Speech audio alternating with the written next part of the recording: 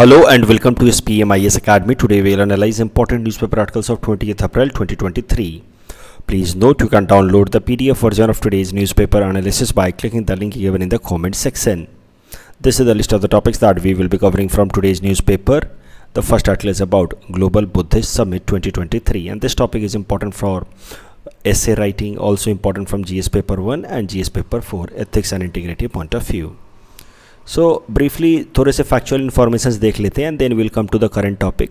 Buddhist councils जो पहले हो चुके हैं आपने ज़रूर पढ़ रखा होगा प्रीलिम्स के टाइम में. There are 6 Buddhist councils. First Buddhist council in the year 486 BC in Rajgir under kingship of Ajatashatru, presiding officer Mahakashyap.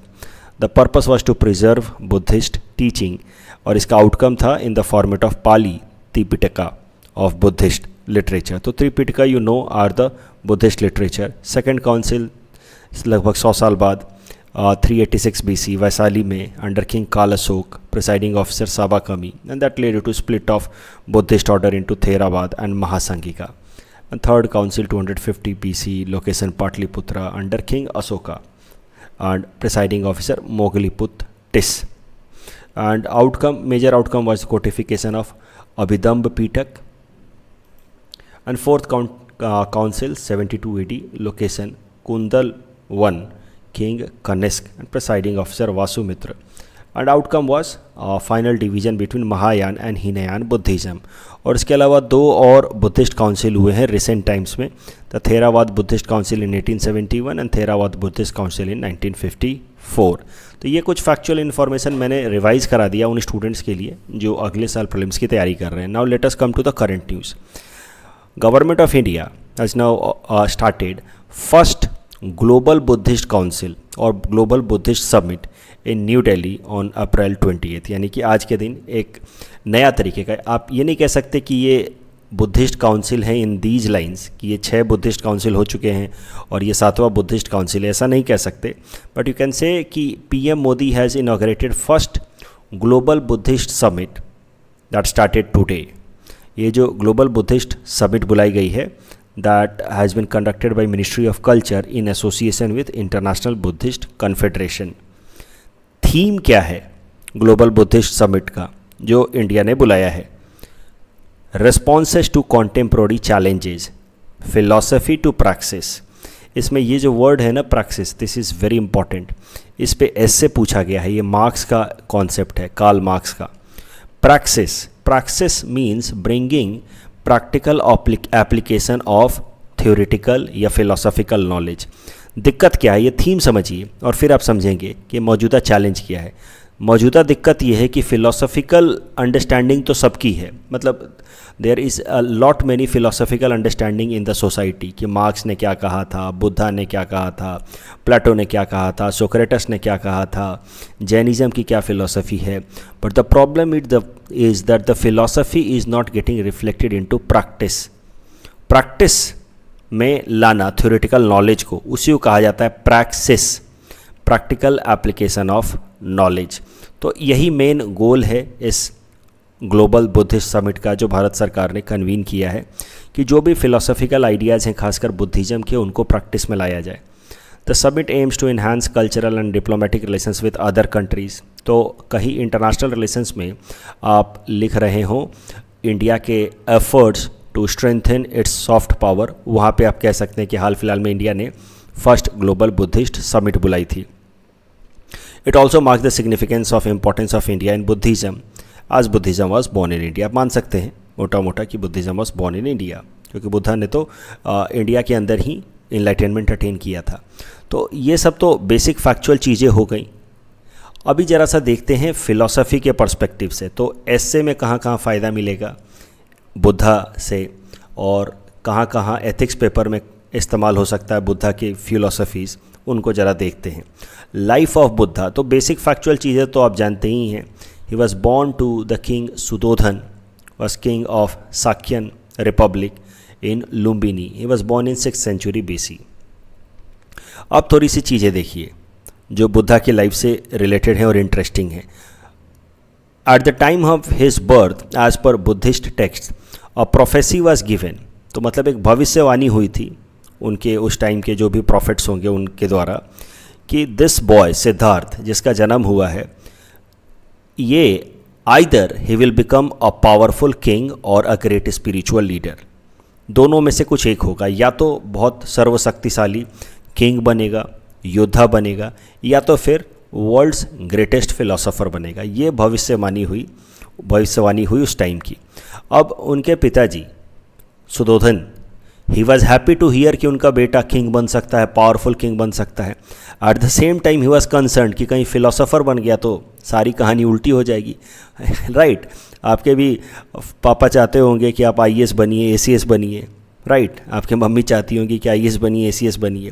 वो बोलेंगे कि यार social service provider, social service करने वाले बन गए, तो of course they will not like it. Similar story with Suddhodana, उनको लग रहा था पावरफुल किंग बन जाए तो अच्छा है, स्पिरिचुअल लीडर या फिलोसोफर ना बने।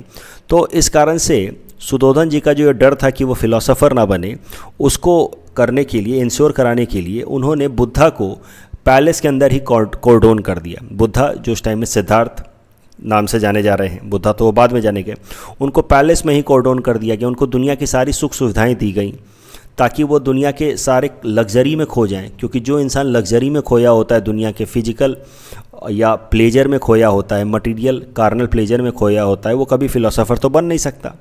इसी दौरान उनकी मैरिज भी करा दी गई with Yashodhara. He had a son Rahul also and he was leading a quite luxury life. But over a period of time, Buddha grew dissatisfied with that luxury life, क्योंकि naturally उनको तो world's greatest philosopher बनना था, तो how would be he satisfied with this luxurious life?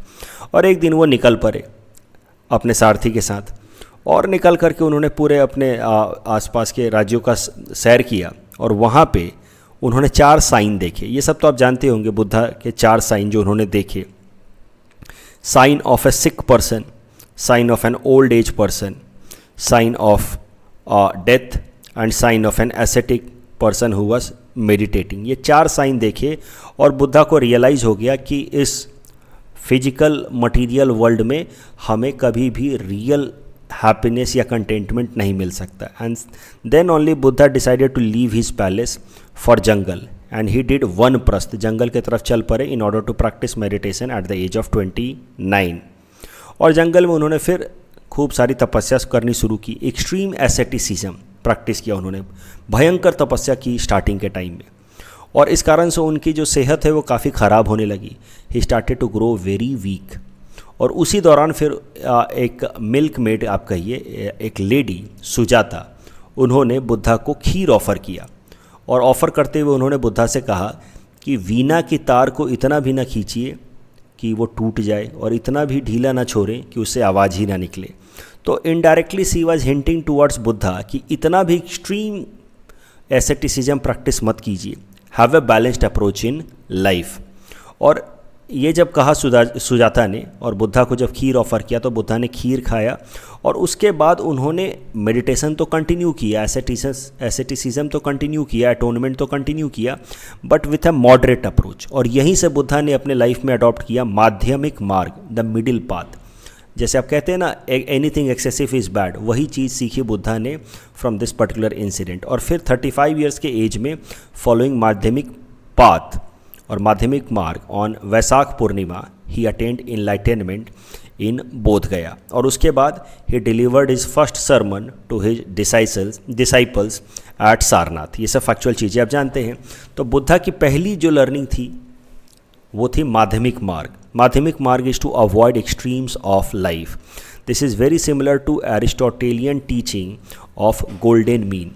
तो बुद्धा का कहना था कि whether it is addiction to worldly pleasure और लाइफ ऑफ पेनफुल एसेटिसिज्म, दोनों को अवॉइड करना है। बहुत ज़्यादा एसेटिसिज्म भी नहीं होना है।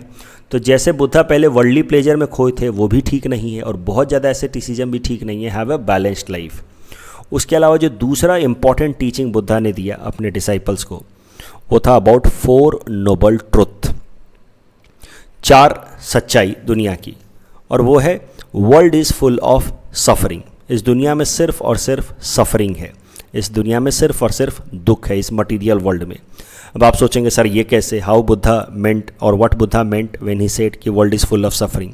तो बुद्धा का कहना है कि देखिए, जो सो कॉल्ड वर्ल्डली प्लेजर्स हैं, they are also rooted in suffering. ये दुनिया में जैसे आपको कोल्ड ड्रिंक्स पी करके मज़ा आ रहा है, तो कोल्ड ड्रिंक्स पीने का मज़ा आपको तभी आता है जब आपको प्यास लगी हो। पिज़्ज़ा खाने का मज़ा आपको तभी आता है जब आपको भूख लगी हो। अगर पिज़्ज़ा में मज़ा होता तो आप एक बार में 10 पिज़्ज़ा भी खा सकते थे, कोल्ड ड्रिंक्स में मज़ा होता तो आप एक बार में 50 कोल्ड ड्रिंक्स भी पी सकते थे, पर दैट इज़ नॉट ट्रू।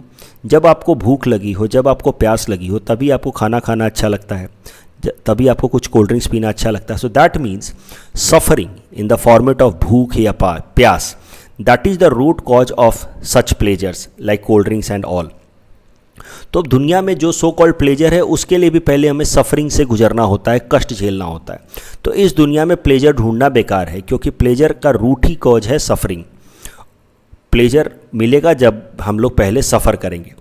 और ये जो सफरिंग है, जो दुनिया में सिर्फ और सिर्फ सफरिंग है या कष्ट है, इसका रूट कॉज है डिजायर, हमारे अंदर होने वाली इच्छाएं इसका मुख्य कारण है। और इस सफरिंग का अंत संभव है, cessation of the suffering is possible, और उसका अंत संभव है इफ़ वी फॉलो अष्टांगिक मार्ग, 8 folded path as per Buddha. तो ये दूसरी इंपॉर्टेंट टीचिंग है माध्यमिक मार्ग के अलावा, 4 नोबल ट्रुथ। तीसरा बुद्धा की सबसे इंपॉर्टेंट टीचिंग है कि one should not concern itself with metaphysical controversies like God and all. तो बुद्धा का कहना था कि जब ऑलरेडी दुनिया में इतना सारा कष्ट है, तो इंसान का पहला फोकस अपने कष्ट को कम करने पे होना चाहिए, अपने सैल्वेशन पे होना चाहिए, मोक्ष पे होना चाहिए, ना कि अननेसेसरी मेटाफिजिकल बातों में, गॉड में और सोल में वक्त बर्बाद करना चाहिए। So Buddha would never concern himself to metaphysical controversies. अगर उनसे कोई पूछता है कि गॉड के बारे में बताइए, सोल के बारे में बताइए, he would simply reject it. He is not rejecting कि गॉड नहीं है, या ही इज़ नाइदर एक्सेप्टिंग कि गॉड है। वो कह रहे हैं कि इस बारे में बात करना ही बेकार है। जैसे आप आज हम लोगों से पूछें कि सर सिलेक्शन होने के बाद कितना मज़ा आएगा, ज़रा उसके बारे में बताइए, तो हम लोग बोलेंगे बेकार की बातें हैं, आज जो काम करना है उस पर फोकस कीजिए, काम करने पे ध्यान दीजिए, that is more important. So that is how Buddha with this teaching of avoiding metaphysical controversies, Buddha emphasized on focusing on the actions of the day, and our prime goal should be cessation of worldly sufferings, right?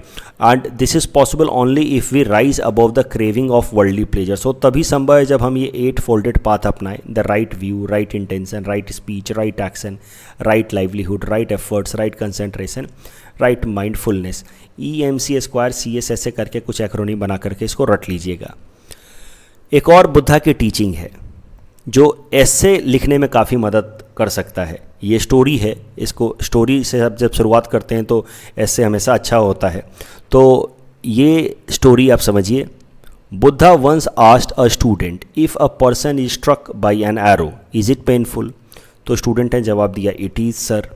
फिर बुद्धा ने पूछा if the same person is struck by a second arrow then it is even more painful.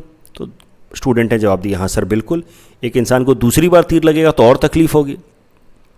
तो फिर बुद्धा ने कहा कि अब समझो, लाइफ में हमें कई सारे दुख मिलते हैं in the form of such arrows, like losing our loved ones, getting failure after a lot of efforts, getting aged, contracting disease. ये सारी ऐसी चीज़ें हैं जिस पे हमारा कोई वश नहीं चलता है, and these are like arrows. ये जब एरोज हमें मिलते हैं तो हमें तकलीफ होती है, दीज आर फर्स्ट एरोज, और इस पर हमारा कोई कंट्रोल नहीं है। लेकिन जो दूसरा एरो जिसकी हम चर्चा कर रहे हैं वो है इन सब चीज़ों के होने कारण जिस तरह से हम रिएक्ट करते हैं, that is the second arrow. मान लीजिए कि किसी को कुछ बीमारी हो गई, या लोग जब बूढ़े होने लगते हैं तो वो खुद से नाराज़ होने लगते हैं, राइट? और आप किसी एग्ज़ाम में फेल हो गए तो आप खुद ही डिप्रेस होने लगते हैं, आप खुद को कोसने लगते हैं। So that is the second arrow, which is when we criticize ourselves, when we become angry, when we get frustrated, when we hate others, that is the second arrow. तो पहला एरो तो है ये सारी चीज़ें जिस पे हमारा कोई वश नहीं है, लेकिन दूसरा एरो है वो सारी चीज़ें जो हमारे रिएक्शन का नतीजा है, निगेटिव रिएक्शन का नतीजा है, और वो ज़्यादा पेनफुल होता है और हम उसको अवॉइड कर सकते हैं क्योंकि वो हमारे ही रिएक्शन का नतीजा है। तो बुद्धा कहते हैं कि the first arrow is accidental and you can't do much about it, but the second arrow is optional and you can avoid it. मतलब हमारे रिएक्शन से होने वाले दुख को हम अवॉइड कर सकते हैं। सोचिए तो कितनी डेप्थ वाली बातें हैं। आपको कोई कितना भी गाली दे रहा हो, आप उसको तो नहीं रोक सकते, आपको कोई कितना भी भला बुरा कह रहा हो आप उसको तो नहीं रोक सकते, लेकिन उसके गालियों से, उसके भला बुरा कहने से आपको जो दुख होता है उसको आप कुछ हद तक कंट्रोल कर सकते हैं। The second arrow is optional. This is the ultimate teaching of Buddha important for students. ऐसा पूछा जा चुका है ऑलरेडी कि बुद्धा की टीचिंग स्टूडेंट्स के लिए कहाँ इंपॉर्टेंट है। That helps in increasing your consciousness level. और यहाँ से फिर अल्टीमेट बात आती है जो स्टूडेंट्स के लिए इंपॉर्टेंट है। Avoid dwelling in the past and future. ना ही पास्ट के बारे में सोचिए, ना ही फ्यूचर में क्या होगा उसके बारे में सोचिए। एक्सपीरियंस मोमेंट बाय मोमेंट, और जो मौजूदा काम है उस पर ध्यान रखिए। Success will happen by itself. अपने आप आपको कामयाबी मिलेगी। आज का काम आप आज ईमानदारी से करते जाइए, करते जाइए, करते जाइए। ना ही फ्यूचर के बारे में सोचिए, ना ही पास्ट के बारे में सोचिए, आपको कामयाबी मिलेगी। Success is a process not an event. आपका जिस दिन फाइनल रिजल्ट आएगा उस दिन सारी दुनिया आपकी तारीफ़ करेगी, लोगों को लगेगा कि आज ये कामयाब हो गया। लेकिन कामयाब होना एक इवेंट नहीं है, वो एक प्रोसेस है जिस प्रोसेस में आप रोज़ गुजरेंगे, रोज़ आंसर लिखेंगे, चेक कराएंगे। So this is a deontological philosophy. So Buddha also believed in deontological philosophy, right, and he also believed in focusing on the task at hand. तो इस तरह का सवाल पूछा जा सकता है, the teachings of Buddha are very relevant for contemporary societies discuss. तो बुद्धिस्ट फिलोसफी आप ऐसे शुरू कर सकते हैं कि Buddhist philosophy is about 206 years old but it remains very relevant for contemporary societies. फिर आप बताइए कि किस किस तरीके से ये मौजूदा सोसाइटी में भी रिलेवेंस होल्ड करता है। तो माध्यमिक मार्ग की जो उनकी टीचिंग है वो इंडिविजुअल्स के लिए कितना इंपॉर्टेंट है। हर एक इंडिविजुअल के अंदर थोड़ा बहुत एपेटाइट होना चाहिए पैसा कमाने का, तभी जाकर के बिजनेस होता है, एम्प्लॉयमेंट जनरेट होता है। लेकिन अगर वो बहुत ज़्यादा हो जाए तो that leads to greed and corruption. सरकार के लेवल पे आप देखिए माध्यमिक मार्ग होना चाहिए लिबरलिज्म और कम्युनिज्म के बीच में, otherwise both extremes would be dangerous. Economic policy making में, इंटरनेशनल रिलेशंस में बहुत ज़्यादा रियलिस्ट पॉलिसी अपना लेंगे तो that will lead to chaos and conflict. बहुत ज़्यादा आइडियलिज्म पॉलिसी अपनाएंगे तो that will lead to compromise on national interest. तो वहाँ पे भी माध्यमिक मार्ग इंपॉर्टेंट है। इन्वायरमेंट और इकोनॉमी का जो डिबेट है कि इन्वायरमेंट को ज़्यादा इंपॉर्टेंस दें या इकोनॉमी को ज़्यादा इंपॉर्टेंस दें, उसका माध्यमिक मार्ग give us the idea of sustainable development. दूसरी बुद्धा की टीचिंग थी अबाउट दैट सेकेंड एरो कि हमें सोच समझ के रिस्पॉन्ड करना है, रिएक्ट नहीं करना है, otherwise that will lead to more pain. तो उसके बेसिस पे आप कह सकते हैं कि Buddha was talking about emotional intelligence, कि हमें बाहर में होने वाली चीज़ों के लिए कैसे रिएक्ट करना है, वो हमें सोच समझ करके कंट्रोल रखना है अपने रिएक्शन पे। So Buddha was talking about emotional intelligence and from that teaching if it develop the values of emotional intelligence then many problems in modern times in the face of mental health issues like depression, suicidal tendencies could be addressed. तीसरा, Buddha asked to refrain from metaphysical speculations. तो metaphysical speculations को अगर हम avoid करें तो dogmatic या superstitious thinking को कम किया जा सकता है। And the problems like human सेक्रीफाइसेज जो हमने देखा आसाम में 2019 में, कम्युनल कन्फ्लिक्ट, विच हंटिंग, ये सब चीज़ें इसीलिए होती हैं बिकॉज ऑफ मेटाफिजिकल स्पेकुलेशंस। ये सब चीज़ों को कम किया जा सकता है अगर बुद्धा की टीचिंग को हमने ठीक तरीके से माना तो। अष्टांगिक मार्ग की सबसे अच्छी बात क्या है? अष्टांगिक मार्ग कहता है दुनिया में सफरिंग है, सफरिंग को कम किया जा सकता है। और फिर कहा जाता है कि कैसे कम किया जा सकता है? Bye following Ashtangika Marga. So Buddha believes in self help, Buddha believe in existentialism. No one is there to help you, it's you and only you who can help you and yourself and alleviate the conditions from which you are suffering. तो उसके लिए चाहिए praxis। तो Buddha is the greatest supporter of the idea of praxis, do it yourself। खाली बैठ करके speculative बातें करने से नहीं होगा, थियोरेटिकल बातें करने से नहीं होगा। praxis, mere theoretical knowledge without application is no use। फिर धीरे से अष्टांगिक मार्ग के 8 जो सजेशंस हैं उसको लिख दीजिए और उसका छोटा छोटा करके बेनिफिट बता दीजिए कि इससे ये होगा, ये होगा। और कंक्लूजन में कुछ ऐसा लिख सकते हैं कि Buddhist teaching inculcate calmness and compassion. If understood and practiced in correct sense it has potential to alleviate many worldly problems। यहाँ पे आप देख रहे हैं प्रधानमंत्री नरेंद्र मोदी जी ने भी एक कोट दिया है 8 folded path या अष्टांगिक मार्ग पे। 8 folded path of Lord Buddha shows the way towards well-being of many societies and nations। It highlights the importance of compassion and kindness। The teaching of Lord Buddha celebrate simplicity both in thought and action। The next article is about India surpassing China to become most populous country of the world। This topic is important from our syllabus GS paper 3 Indian economy point of view। देखिए हाल फिलहाल में United nation की population fund ने एक report publish किया, ये United nation का एक विंग है UNPF, उसने एक रिपोर्ट पब्लिश किया है state of world population report 2023, जिसमें उन्होंने कहा है कि 2023 के मिड तक यानी कि जून तक India will take over China as world's most populous country. उनके प्रोजेक्शन के हिसाब से इंडिया का पॉपुलेशन लगभग 142.86 करोड़ हो जाएगा, जबकि China will be only at 142.57 crore.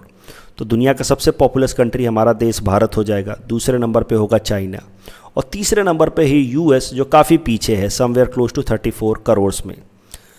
UN के प्रोजेक्शन के हिसाब से आने वाले 3 डिकेड तक इंडिया की जनसंख्या थोड़ी थोड़ी बढ़ेगी और उसके बाद वो स्टेबलाइज होगी और फिर घटने लगेगी। ध्यान देने वाली बात यह है कि इंडिया का जो वर्किंग एज पॉपुलेशन है 15 to 64 ईयर्स एज वाला, उसका प्रोपोर्शन है 68%, which is one positive thing कि working age population is quite high. China के अंदर भी वो 69% है या वर्ल्ड एवरेज भी 65% है, लेकिन इंडिया का एडवांटेज ये है कि 65 प्लस पॉपुलेशन कम है, यानी कि ओल्ड एज पॉपुलेशन कम है, डिपेंडेंट पॉपुलेशन कम है, and relatively working age population ज़्यादा है या यंग एज पॉपुलेशन जो बच्चे हैं वो ज़्यादा हैं। तो आने वाले टाइम में इंडिया के पास कुछ साल तक यंग डेमोग्राफी का फ़ायदा होगा। आप देखिए 15 से 64 साल में लोग हैं, नहीं तो फिर 15 साल से कम में, 65 प्लस में तो कम ही लोग हैं हमारे यहाँ पे। तो मुद्दा ये है कि हमारे यहाँ पे ओल्ड एज पॉपुलेशन कम है, we are having young demography now, and that is how it is an advantageous thing for India because we have more and more people to work. जबकि there are countries like Japan and Germany, वहाँ पे old age population बढ़ता जा रहा है, and that is how they are looking for some skilled labours and where India can supply this gap, and that is how India can earn remunerations also from the rising gap of supply and demand as far as skilled labor is concerned in aging economies like Japan and Germany या बाकी सारे European countries. तो ये एक advantage है India के पास young demography का।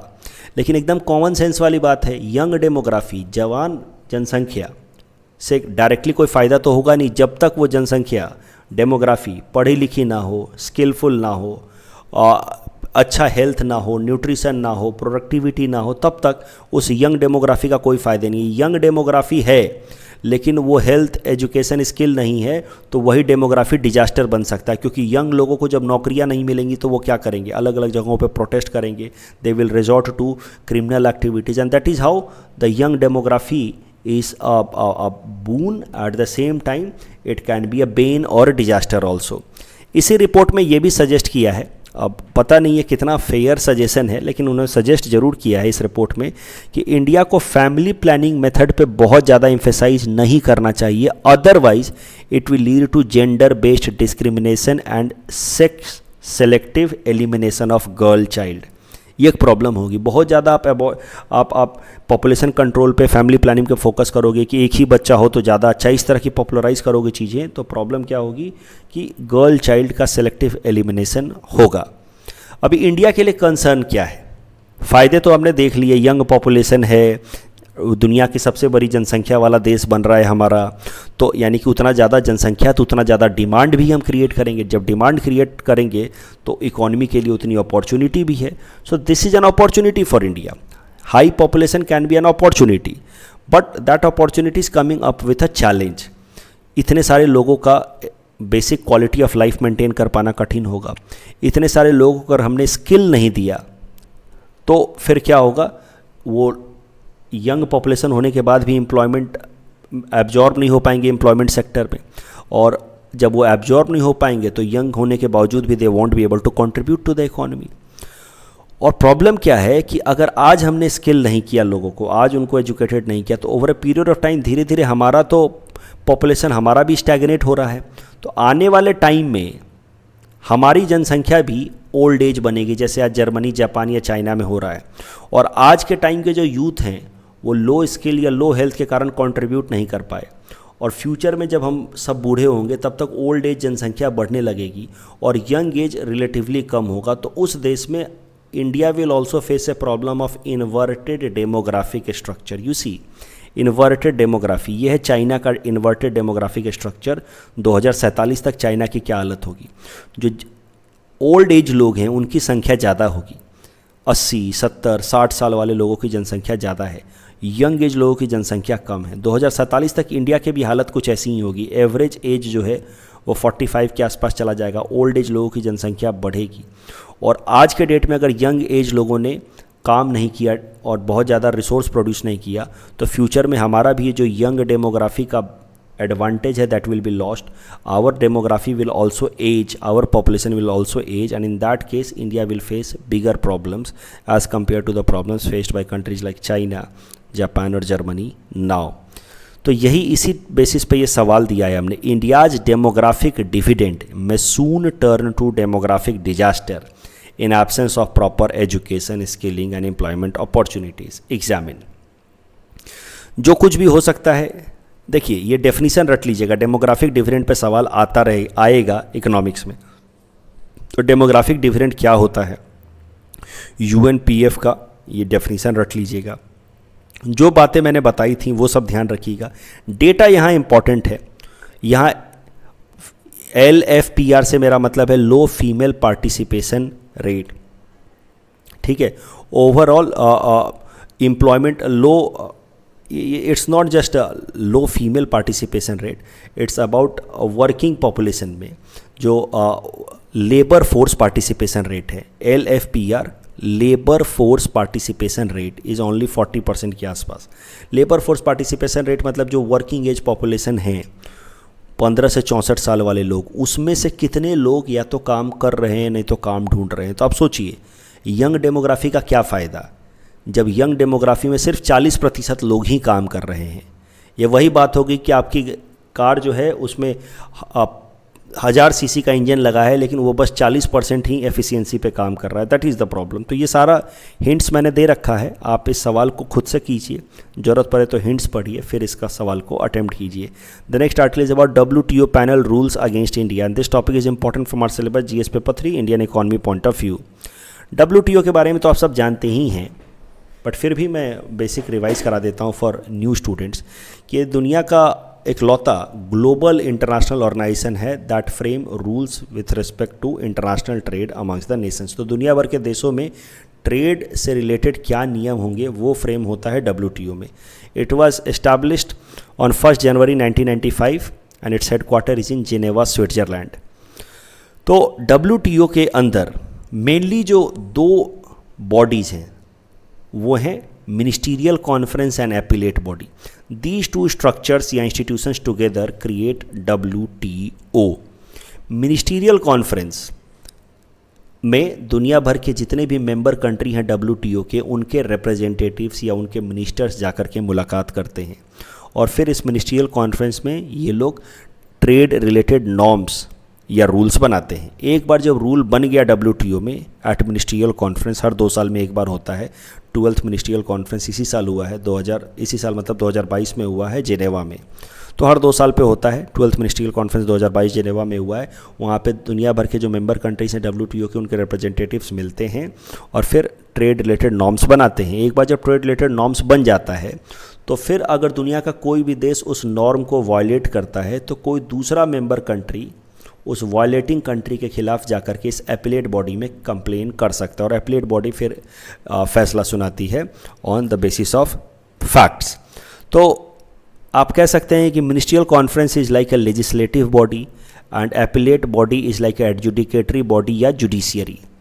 अब करंट केस पे आ जाते हैं। देखिए यूरोपियन यूनियन, चाइना, ताइवान और जापान ने इंडिया के ऊपर केस कर दिया था 2019 में। इस एपिलेट बॉडी में इंडिया के ऊपर 2019 में इन्होंने केस कर दिया था। क्यों केस किया था? क्योंकि इंडिया कई सारे इलेक्ट्रॉनिक आइटम्स पे इंपोर्ट ड्यूटी लगाता है, खासकर स्मार्टफोन्स के इंपोर्ट पे इंपोर्ट ड्यूटी लगाता है। Smartphones coming from China, Taiwan, Japan, इन सब स्मार्टफोन्स पे इंडिया अच्छा खासा इंपोर्ट ड्यूटी लगाता है।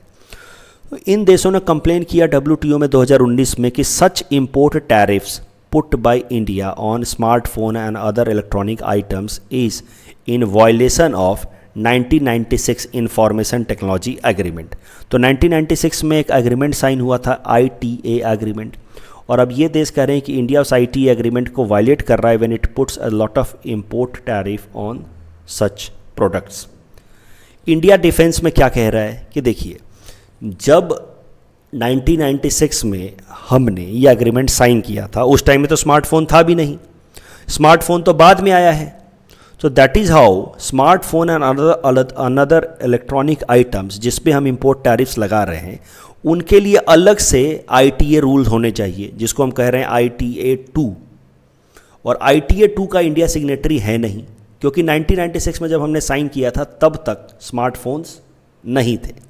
सो for smartphones and another electronic items there should be another set of agreement ITA 2 which is yet to be signed. और ITA 1 में जो उस टाइम के बेसिक इलेक्ट्रॉनिक आइटम्स थे उस पर तो हम आज भी इंपोर्ट ड्यूटी नहीं लगाते हैं, जिसके हम सिग्नेटरी हैं। तो that is how India claimed कि we are not violating any international norms. उस टाइम के जो इलेक्ट्रॉनिक आइटम्स थे हम उन पे इंपोर्ट ड्यूटी नहीं लगा रहे। इंडिया का यही आर्गूमेंट था। लेकिन 2019 का ये केस है, अब WTO पैनल ने फैसला सुनाया है and the rule has come against India. अब इंडिया के खिलाफ फैसला आया है, though India has an option to appeal against this rule. तो जैसे आपको पता है ना, जुडिशरी में भी हाई कोर्ट के बाद सुप्रीम कोर्ट एंड ऑल, वैसे ही अपीलेट बॉडी में भी एक फैसले के बाद उसके खिलाफ अपील करने के लिए अपीलेट बॉडी होती है। तो India will definitely go for appeal against the present ruling. लेकिन आप जरा देखिए फ़ायदा, इंडिया ने जो इम्पोर्ट ड्यूटी लगाया था स्मार्टफोन्स के ऊपर, उसका फ़ायदा काफ़ी मिला है इंडिया को। इंडिया के अंदर जब इंपोर्ट ड्यूटी हमने लगाया तो कई सारे मैन्युफैक्चरर्स जैसे कि एप्पल या फॉक्सकॉन ने इंडिया के अंदर ही मैन्युफैक्चरिंग करनी शुरू कर दी। So they made significant investment in India, क्योंकि बाहर से उनका प्रोडक्ट आ रहा था तो उस पर इंपोर्ट ड्यूटी लग रही थी। तो उन्होंने सोचा कि चलो इंडिया में ही बना देते हैं, इंपोर्ट ड्यूटी से बचे गए। और धीरे धीरे इंडिया में प्रोडक्शन बढ़ने लगा है मोबाइल फ़ोन का, और India is hoping that India का खुद का export of mobile phone will go beyond $10 billion a year by 2023। तो ये सब फ़ायदे हो रहे थे इंडिया को इस इम्पोर्ट टैरिफ की मदद से। लेकिन अब WTO में हमारे खिलाफ केस आ गया और अब वहाँ पे हम केस हार भी गए। ये PT क्वेश्चन है, इस टॉपिक के बेसिस पे अटेम्प्ट कीजिए and you can submit the answer in the comment section. ये मेंस प्रैक्टिस क्वेश्चन है इसी टॉपिक से related. Policies at WTO have often worked against interest of developing countries like India। तो ये तो एक पर्टिकुलर केस हुआ, लेकिन इस तरह के और भी कई सारे केसेस हैं जहाँ पे भारत जैसे देशों के खिलाफ कई सारे ऐसे पॉलिसीज लाए गए हैं जो हमारे बेसिक कोर इंटरेस्ट के साथ कॉम्प्रोमाइज़ करते हैं। तो स्टार्टिंग कर देंगे, WTO is a global international organisation that frames trade related norms and all. फिर आप एग्जाम्पल देना शुरू करेंगे, लेकिन उसके पीछे एक बार सीधा सीधा ये मेन बॉडी से पहले ये ट्रांजिशन लाइन देना समझिए। देखिए, कुछ बच्चे पूछ रहे थे कि सर हमें रिमार्क्स मिला है कि लॉजिकल फ्लो इज़ मिसिंग, इसका क्या मतलब होता है? तो मैं बताता हूँ लॉजिकल फ्लो मिसिंग का क्या मतलब होता है, यहाँ समझने की कोशिश कीजिएगा। एक लाइन हमने डिफाइन किया यहाँ पे, WTO is a global international organisation dealing with rules of trade between nations. इसके बाद अगर हम सीधा ये शुरू कर देते, some examples of WTO norm compromising interest of developing countries like India, तो एग्जामिनर को थोड़ा सा एक मिसिंग लिंक लगता है कि यार एक के बाद दूसरा आइडिया तुमने सीधा सीधा शुरू कर दिया, एक फ्लो में नहीं है आंसर, लॉजिकल फ्लो नहीं है। तो वो लॉजिकल फ्लो बनाने के लिए एक ट्रांजिशन लाइन दे दिया यहाँ पे कि WTO is increasingly getting toothless and is succumbing to the pressure of developed countries and compromising on interest of developing countries. तो जैसे ही ट्रांजिशन लाइन दिया, अब आप ये देख सकते हैं कि some examples of WTO norms compromising interest of developing countries like India are this. तो ये है मेन क्वेश्चन। मेन क्वेश्चन पर तो सीधा सीधा जल्दी आना है आपको, वैसे भी 10 मार्कर का सवाल है, तो बहुत ज़्यादा आपको इंट्रोडक्शन वगैरह में टाइम बर्बाद नहीं करना है। बट फिर भी मेन बॉडी शुरू करने से पहले एक ट्रांजिशन लाइन दिया, तो इससे वो सवाल जो है ये जवाब जो है उसमें थोड़ा सा लॉजिकल फ्लो आ गया। और फिर कई सारे स्टेप्स लिए गए WTO में कंट्रीज लाइक इंडिया के इंटरेस्ट को कॉम्प्रोमाइज़ करते हुए। फॉर एग्जांपल फूड सिक्योरिटी वाला इशू आपको पता होगा, एग्रीमेंट ऑन एग्रीकल्चर में डेवलप्ड कंट्रीज जिस तरह की सब्सिडी देते हैं उनको ग्रीन बॉक्स में या ब्लू बॉक्स में कैटेगराइज कर दिया गया मेनली, जबकि डेवलपिंग कंट्री लाइक इंडिया जैसे सब्सिडी जो हैं वो आ गए हैं एम्बर बॉक्स में। 2016 का आपको केस याद होगा, मैंने बेसिक इकोनॉमी क्लास में पढ़ाया है, जिन्होंने नहीं पढ़ा है उनको आगे पढ़ाया जाएगा, कि इंडिया ने लोकल सोर्सिंग नॉर्म्स का कॉन्सेप्ट लगाया था, 50% local sourcing norms on solar panels India under national solar mission, वो इंडिया को वापस लेना पड़ा। ये करंट ITA रूल्स तो आप देख ही रहे हैं, इंडिया को काफ़ी ज़्यादा इंडियन इकोनॉमी को फ़ायदा हो रहा था, अब ITA रूल्स के बेसिस पे इंडिया के खिलाफ केस कर दिया गया है। इंटेलेक्चुअल प्रॉपर्टी का बहुत ज़्यादा मिसयूज होता है, इंटेलेक्चुअल प्रॉपर्टी राइट्स का, ट्रिप्स एग्रीमेंट जिसको कहते हैं। इंडिया के फार्मास्यूटिकल और बायोटेक्नोलॉजी सेक्टर को नुकसान हो रहा है इससे। वेलफेयर पॉलिसीज़ में कई दफ़ा वो लोग रिस्ट्रिक्शन लगा देते हैं। भारत की अपनी वेलफेयर पॉलिसीज़ और WTO के नॉर्म्स का इस्तेमाल करके वो भारत की वेलफेयर पॉलिसीज़ को लेने से भारत सरकार को ही रोकते हैं। For example, India approved about 5,500 crore package for sugar industry which has been challenged by Australia. India का initiative of Atmanirbhar Bharat Abhiyan with a slogan vocal for local has been also projected by developed country as violation of principle of national treatment. तो ये सब चीज़ें हैं, आप इसके basis पे answer लिख सकते हैं। The next article is about misleading information that is an example of deviation from business ethics. तो न्यूज़ निकल कर के आ रही है कि Cadbury Bournvita product advertisement and product packaging have been found to be misleading as they did not disclose sugar content. तो sugar content को छुपाया है उन्होंने, मिसलीडिंग इन्फॉर्मेशन दिया है, ये न्यूज़ निकल कर के आ रही है। और ये न्यूज़ निकल कर के आ रही है mainly after a video by an influencer, social media influencer Revant Himmat Singha. तो अब सोचिए ये जो इन्फॉर्मेशन है ये कहाँ कहाँ इस्तेमाल हो सकता है। एथिक्स अगर आप पढ़ चुके हैं तो आपको तुरंत दिमाग में आना चाहिए chapter 1 consequences of ethics on businesses. अगर कोई भी बिजनेस एथिकल एक्शन लेता है तो उसको फ़ायदा होता है, कोई भी बिजनेस अनएथिकल एक्शन लेता है तो उसको नुकसान होता है। तो यू सी जैसे फोक्सवैगन को नुकसान हुआ था चीटिंग स्कैंडल इमिशन के बाद, वैसे ही अब बॉर्नवीटा को नुकसान होगा because of such misleading information, because giving misleading information is deviation from business ethics। Chapter 2 याद कीजिए, उसमें सोशल इन्फ्लुएंसर का रोल दिया हुआ है। सोशल इन्फ्लुएंसर में आप इस एग्जांपल को लिख सकते हैं, recently social influencer Revant Himmat Singha video जिसमें उन्होंने मॉकिंगली बॉर्नवीटा को कहा है तैयारी डायबिटीज़ की। उसके बाद it created a lot of awareness about the sugar content in Bournvita and it's possible health impact. ये आज के दिन का फॉडर मटीरियल है पॉपुलेशन वाला में। 68% working population, WTO panel rules में इंडिया के को क्या फ़ायदा क्या नुकसान, और कैडबरी बॉर्नवीटा वाला example along with this social influencer Revant Himmat Singha. कल जो हमने आपको प्रैक्टिस क्वेश्चन दिया था उसका आंसर देख लेते। देखिए, वेट बल्ब और ड्राई बल्ब का टेम्परेचर एक तभी होगा जब बाहर का एटमॉस्फेयर पूरी तरह से सैचुरेट हो जाए और जो वेट बल्ब है उसके सरफेस से थोड़ा भी इवेपोरेशन ना हो। तो इस कारण से ये दोनों स्टेटमेंट करेक्ट है। Correct answer would be option C. इसमें पहला स्टेटमेंट सही है, लेकिन हमने देखा था कि जेसी बोस साहब को कभी भी नोबेल प्राइज़ मिला नहीं है, so the correct answer would be option A. That's all from our side for today. Thanks for watching.